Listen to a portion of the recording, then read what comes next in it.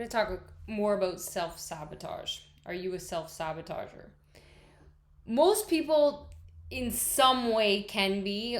It just depends on the category, right? Like it depends on the area. They could be very successful in one area and another area not so much. But we're talking about overall, because as an overall person, if you're a self-sabotager, that can be very dangerous and actually leads to depression, anxiety, and all of these other things that sometimes we're not even aware of where that comes from and why. So, a great quote here, it's self-sabotage is like a game of mental tug and war. It is the conscious mind versus the subconscious mind, where the subconscious mind eventually wins.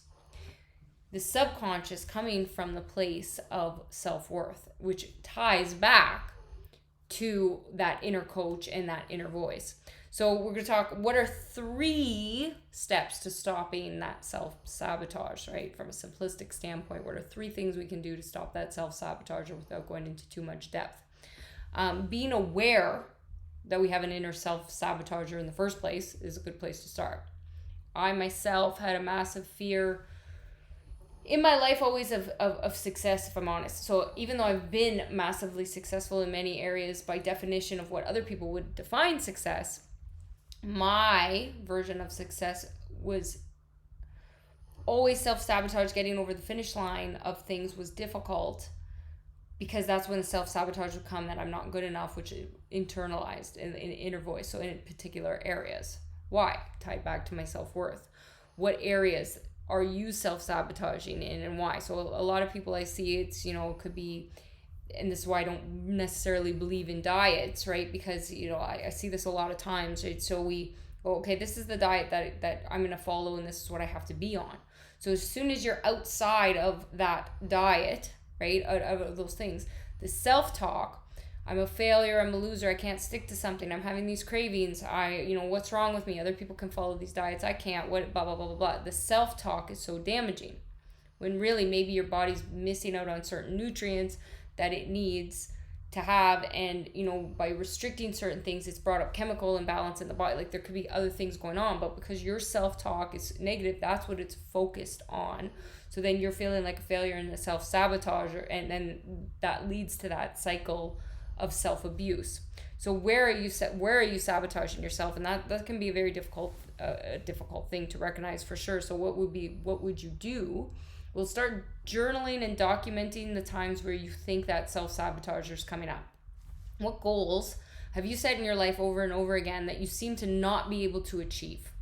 Weight is a good example, because in my past, I've had a lot of clients and a lot of people who have struggled on myself, and on ups and downs and everything all over the place with a lot of self-talk. But so that could be one of the examples, or career, or different things, right? Like you can't get over the finish line in your goals because you self-sabotage. Maybe you weren't even aware that is self-sabotage. But I want you to, so what are some of the things that you can do? So the first thing I want you to do is journal and be aware.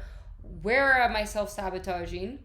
What have I not crossed the finish line of goals that I've had in my life? Why? So start documenting that, because the second stage of that is creating empowering new beliefs. That would be the time you would review and go back and look, and this is the thing that people usually stop to when it comes to self-help work, right? Okay, then let me just put this all over the place and then don't review it. I did that a lot too. Or I buy a self-help book, I start some of it, and then I don't finish it.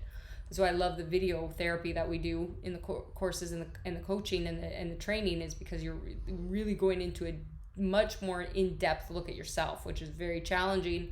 However, it is very effective.